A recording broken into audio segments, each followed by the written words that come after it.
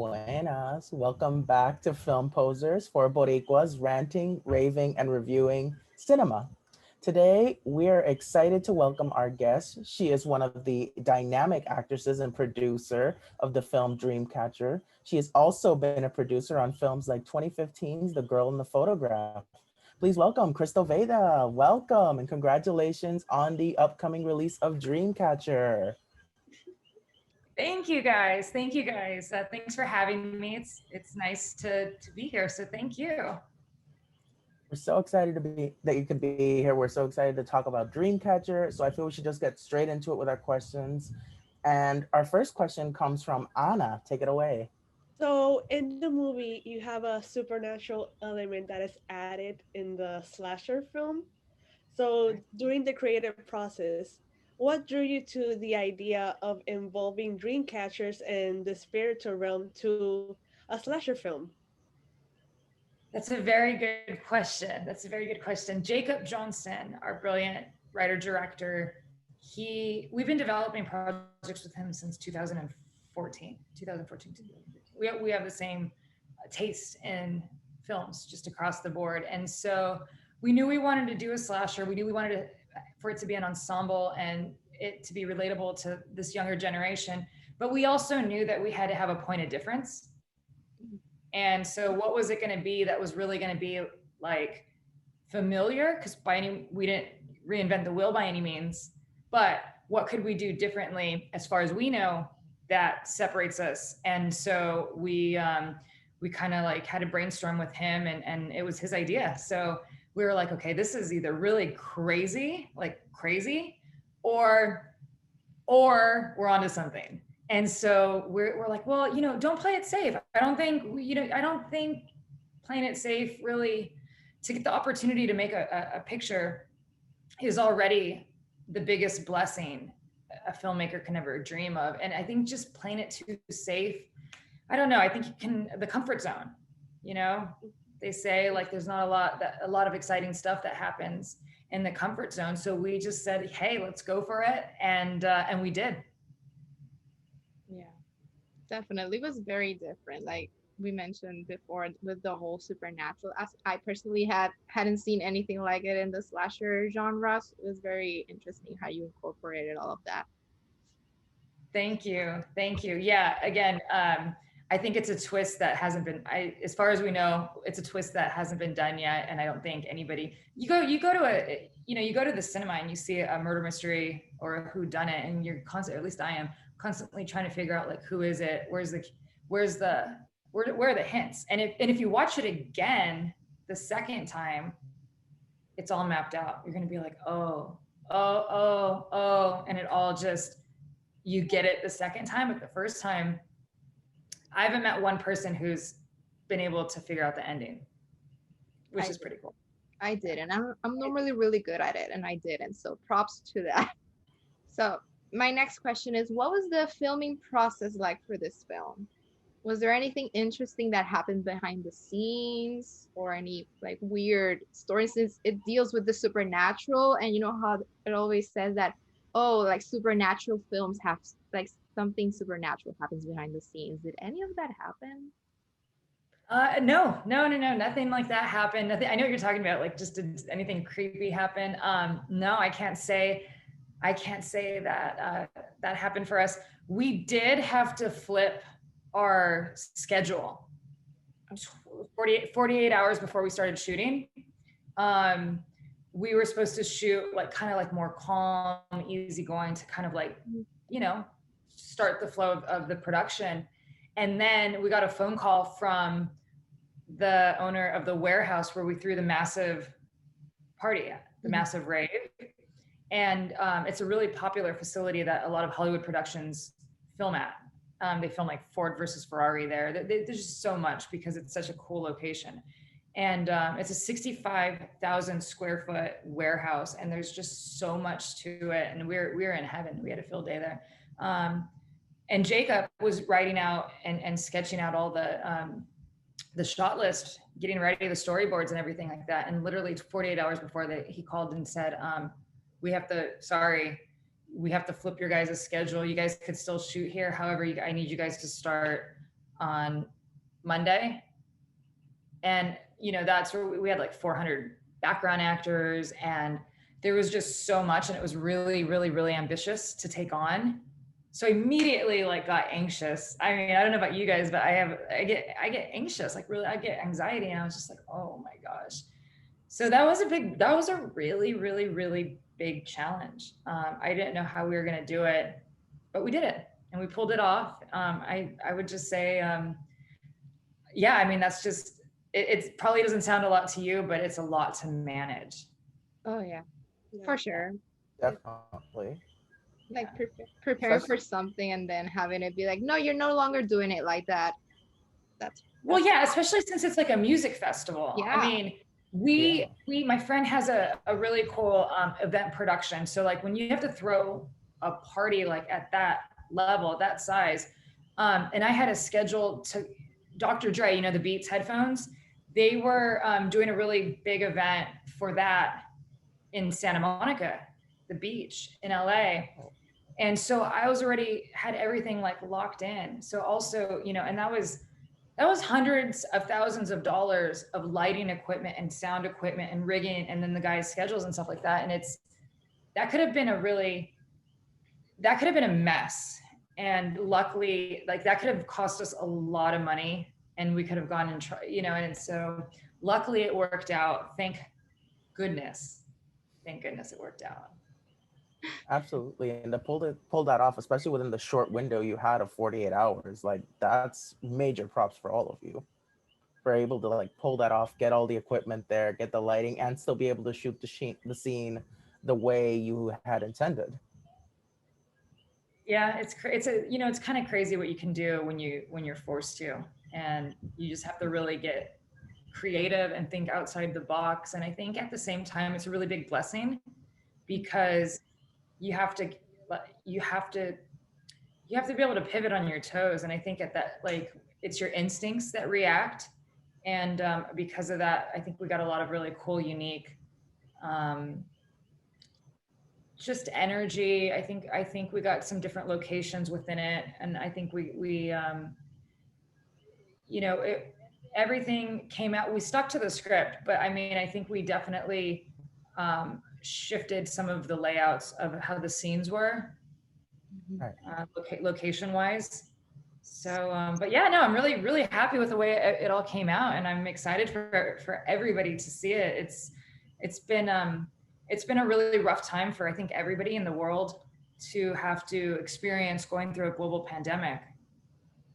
That's crazy. I mean, we're going through, you know, that's going to be like in our history books that we will probably be on iPads. But so it's been a really emotional and disappointing year, and our movie has gotten pushed back 4 different times due to it. And so I'm really grateful that it's going to finally have its time, and I really look forward to seeing and being able to provide an experience that people can't go to clubs.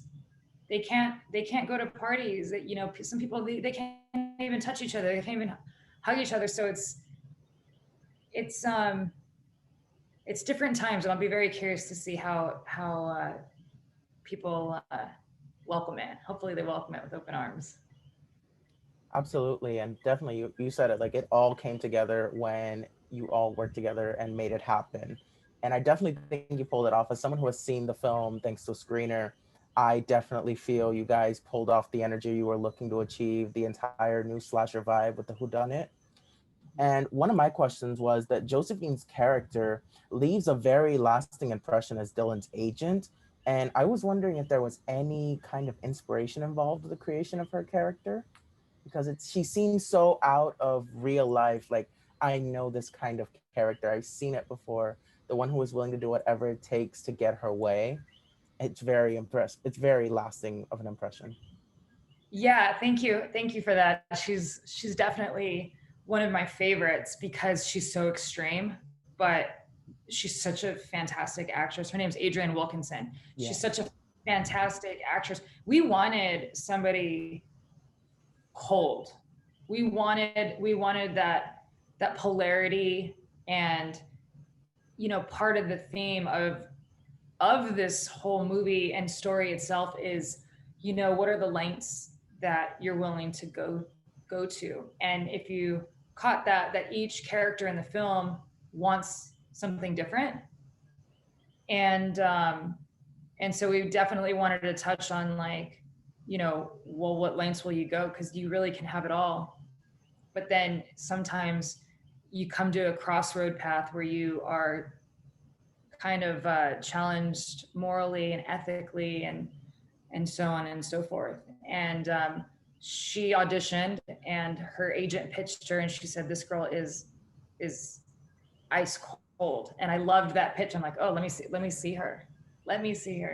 And she just had this like villain-esque. And Jacob, I don't know if you guys know this, but our writer director Jacob, he worked at Marvel Studios in the Marvel's universe for 8 years, 7-8 years, and he worked his way up. So by the time he was done, he was one of the lead visual producers for all of their projects. And so my brother and I, my brother Brandon is my business partner. We met through mutual friends at a barbecue, and we hit it off with Jake immediately. So he was still working at Marvel, and then we started developing these projects and whatnot. So I always tell Brandon, you know, coming off the hills of doing a movie with Wes Craven, I always say, hey, Dreamcatcher is if Wes Craven and Marvel had a baby. So you get that sort of, to answer your question, Juan, get that villain, if you notice from like the Marvel movies where you have that character where you're like, this girl isn't even, is she real? Is this really how people are? You know, is Hollywood that intense? Like, you know, do people backstab? You know, like you kind of ask that questions. And so we made that choice. We wanted to really create a villain. And I think she did a lovely job. I thought so too. I thought she was a highlight of the film, and definitely those questions you mentioned were exactly going through my mind. Specifically when he said, "Are Hollywood producers exactly like that?" It made me question, because she was so convincing, and honestly, it worked definitely in her favor. She was definitely a great casting choice. Yeah, she's great. She's great. Okay. So, how did your experience working with Wes Craven help the creation and the process of this film? Gosh, I just feel like the luckiest person in the world, because to be a fan of somebody, you know, sometimes you get to meet people, sometimes you don't, but to be able to work with someone who you've admired from afar, from a distance. And Wes wasn't really out there. And I told him that. I said, Wes, I didn't actually think that I was going to meet you in person one day, let alone do a project together. Cause he kind of came off so like such a legend that you're almost like he's not real. Like, you know what I mean? Like you're just like, he lives in this fantasy land, like private island or something like that, where like, I don't know, like that was kind of like my take on him. And so when I got to know him and spend a lot of time together, it was just really, it was I don't know how to explain it, but it really felt like I've had these dreams for so long to be a storyteller, whether it's in front of the camera, whether it's not. And it was one of those like surreal moments where I'm like, wait, you can only dream about stuff like that. And then all of a sudden you're there and you just don't even know if it's a dream or if it's real. Like I just didn't know. And I kept like having to like pinch myself. And I don't usually like take pictures with everybody, you know, in the light, because it's just, you know, something you kind of have to go with the flow of things. But I would always have to get a photo with him just to make sure that I wasn't crazy, and have that kind of like, okay, I think I am crazy, but yeah, at least I have proof that I hung out with him. No, he's great. He was very supportive. He gave my brother and I so much of his secrets in terms of storytelling and his kind of tricks that he had up his sleeve, that I just felt like I felt really privileged. And I think it was an honor for him to be able to open up and share that with us. I think it was really, really cool, because he always was, he was an educator first before he was a filmmaker. And so I think that naturally he liked to see the younger generations that were up and coming succeed and do well. And, he definitely took on for that time, for the time that, I got to spend with him, he definitely became that a mentor in terms of what we shot. And then he gave us a lot of professional business advice and really privy information that I never thought our relationship would go, go in to that depth. So for that, I will always be forever grateful that I had that, and I'll always cherish the information that he taught us, and he believed in us, and he encouraged us to take risk, which is what we're doing. Because I think, it's a really insecure. I was just telling this to a friend of mine the other day. As an actress, or as a storyteller, or I think, if anything like artistic, is usually those people are perfectionists in a way, because they want to express something, and they have this blueprint, that they want to do. And so when you see it, you're kind of like, oh, it's never, you always want to do better.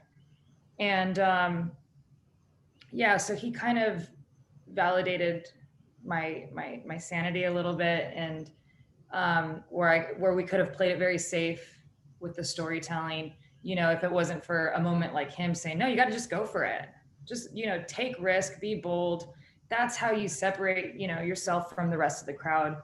And so we have Dreamcatcher. Yeah, I could say that you definitely like did take risks, especially when you're like united the supernatural element with a slasher film, but Mhm. also this movie pays like a good homage to Wes Craven in the Scream franchise, especially like in Yes. the opening scenes, and obviously like thinking like, oh, who's the killer, who's gonna be like the one that like the final girl, or like the person that's revealed to be like the killer of the film. So yeah, I definitely saw like a big Wes Craven influence in the movie. Yeah, it was, he unfortunately he passed away during post-production of The Girl in the Photographs, which is the film I EP'd with him. And it was a really delicate situation to be in, because it was such a dream come true, but it also was a very private matter. And I just felt like there was a delicacy to it that I didn't want to, I think it needed time. I think we needed to allow it space, from a professional standpoint. And so Brandon and I, we took some time off and just lived our lives. And it was many years later when I was in Ibiza, and I was in Spain, and I, was going to all the parties and the day parties and the night parties and whatnot. And one day I was overlooking the pool, the ocean, and something just hit me. I was ready to shoot another film, and it just like literally happened like that. And I was ready to go home at that moment, because I'd been traveling, I was gone for a while from LA, and I came back, and I went to our office, and I walked in, and I'm like, Brandon, we got to do another movie. And so I told him about it, and I don't know, I'm looking back, I'm starting to think that maybe that was Wes talking to me, communicating to me something. I thought enough time passed to where I'm like, you know what? It's almost a disservice if I don't do something and honor him, because how many young filmmakers are in our shoes? So I kind of like went back and forth, like, is it the right thing to do? How do I do it? I'm in a really interesting place to where I could be obviously critiqued or criticized or judged, but who cares? We did a cool movie, and you're going to be I always, I tell my brother, I'm like, we're going to be criticized whether, you sit on the couch the rest of your life. So you might as well go after your dreams and just do it. So that's where we are today. That's so cool. It's definitely how, how some people say, oh, don't meet your heroes because you'll be disappointed. But it sounds like you meeting Wes was like the complete opposite of that. Like you met him, he was everything that you wanted him to be. Yeah, he was amazing. He was very smart, very laid back, and you know the stories that he told us about how he would stay up till 3, 4 o'clock in the morning creating Freddy Krueger and literally like researching on the color aspect of the colors in the sweater, and just you know he's just like us at the end of the day, just somebody who had a vision. And I think you know most people get inspired at home in their room, you know, like I've been creating stories in my room, my bedroom since I was a little kid, so it's no different. I just think we get a little older and a little bit more mature, and Wes was a you know was a was is very youthful, and I admired him so much, and I could just tell that he was special, and he just went for it. He wasn't insecure, and I really appreciated that. I'm like, wow, that's pretty cool, don't you think? Yeah. Definitely. Really. So going into that, he told you that take risks in terms of your career and all of that. Is there any other advice that he gave you that also has helped you in terms of your You know, career? yeah, I mean, he gave a lot of information, stuff that you know I'll just kind of keep with us. But I'll say that when at the time I was writing a college murder mystery, which I think we're going to shoot next, I think, and we've been developing that for 8 years. He wanted to read it, and I didn't know he was sick, and so I really kind of regret that because I was insecure, and I told him about it, and he got really interested. He's like, when can I read it? And I dropped the ball, and I said, it's not ready yet, because I just didn't feel good enough at the time. I was like, oh God, how do you send a script to Wes Craven when you've never even written a script before? Like that I thought that might be a little bit ambitious. And I talked myself out of it. And I said, let me work on it and let me get it to a better place. So he never, you know, and I asked him, because at that time with that script, my imagination was taking me to places where I just didn't know. You kind of can talk yourself out of your ideas, which I don't know if it's a good thing. Maybe if you're work for, I don't know if it's a good thing, because then that might be the creative difference that could be special. So he really was, like I said, he validated my sanity and my crazy ideas. And I asked him, like, if there's any times on set that he really didn't know what he was going to do next. And he started laughing. He was like, yeah, all the time. And I'm like, what do you do? He's like, I just take off my baseball hat and I scratch my head and just kind of look out into the distance. And he said, look, if you don't call yourself out, if you don't say anything, nobody's going to know. And then and I just, his delivery of how he communicated that was so endearing. It was so cute, where I'm like, what a pro, you know, here everyone on set was probably thinking, ooh, what is he thinking? He's probably thinking something really profound or something really, really deep, when just to show you how normal even a master is, where he didn't know what he was doing either, but he kept going. And I probably take that away, you know, I probably will take that with me forever. Is just keep going. You'll figure it out, or it'll come to you.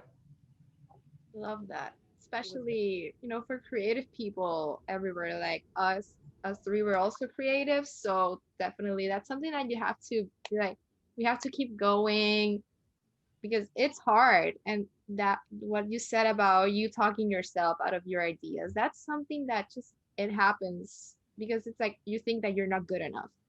That, oh, someone else can do it better than me, or no one will like this, like why bother making it or writing it if no one's going to like it. So it's definitely a struggle to, you know, convince yourself to keep going, because someone out there is going to like it. Yeah, definitely. And knowing why you're doing it. I always tell people, if you know your why, you're doing this for yourself, you're doing it to fulfill your creative soul. It's speaking to you. Go with it. You know, if Brandon and I got insecure, which we did, we there were moments, of course, you know, we're human beings. But then, you know, if we didn't take risks with Dreamcatcher, if we didn't go there, then we would have put ourselves in a position of being like every other film that's ever been done before. Then, you know, how do you have a career after that? Then you're just a copycat, like a real copycat where it's already been done before. So, you know, personally, I'm kind of sick of all the remakes.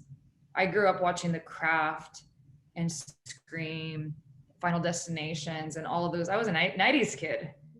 And I loved all the, you know, original ideas. I Know What You Did Last Summer. I loved all of it because we were introduced to cool actors, you know, hot actors, and relatable characters where, you know, they're not really famous at the time. I love that about our cast. You don't know who these people are. I mean, maybe some people know Zach Gordon from Diary of a Wimpy Kid, if you guys have seen that, and some of the other actors are pretty familiar within the industry. But in terms of stardom, you know, we didn't get like the Zac Efron and stuff like that. I mean, we didn't.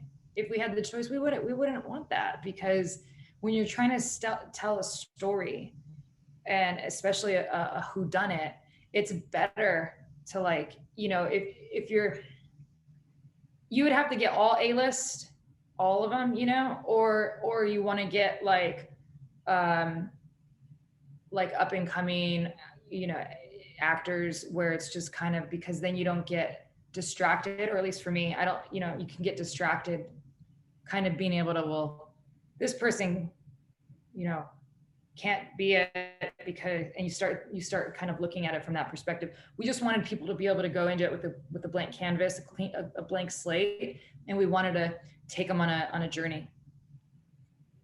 Yeah, definitely. And also like the risk that you take in casting, you know, a well-known actress. Most of them are typecast, you know, like the one that comes to mind is Christoph Waltz. Like I see him in a movie and I automatically know he's the bad guy. Yeah. I mean, you're absolutely right. Yeah. And I think a lot of that is studios. The studio movies, they have a formula that works for them. And I think that what they're doing is great. And they're doing the best that they can, for sure. Everyone's always doing their best. And I feel very fortunate to be in a situation where making an independent film, we didn't have that checklist. For instance, I'm a huge fan musically of Taylor Swift. And when I was hearing her talk about what's, you know, about her folklore, and then, you know, even her Evermore, she said that, well, why it's different is that she didn't have a checklist. You know, well, this one's for the radio, or this one's for this, or this one's this, and this one's this. So I can relate when you work with the studio from the ground up. There's a lot of cooks in the kitchen, so you are limited, and you're not able to creatively express yourself, because at the end of the day, it kind of is more of a job.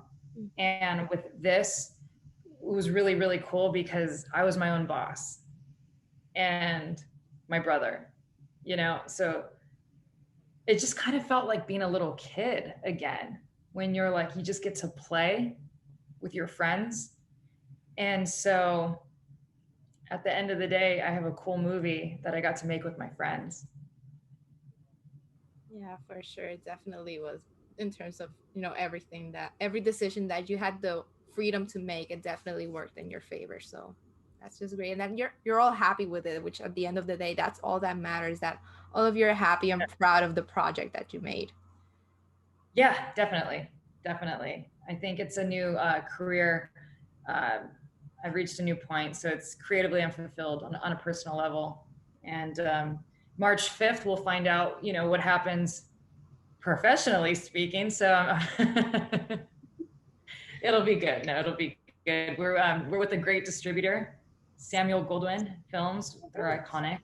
Nice. So they don't even do these types of films. So that's really, really special. I think they picked up what we were laying down.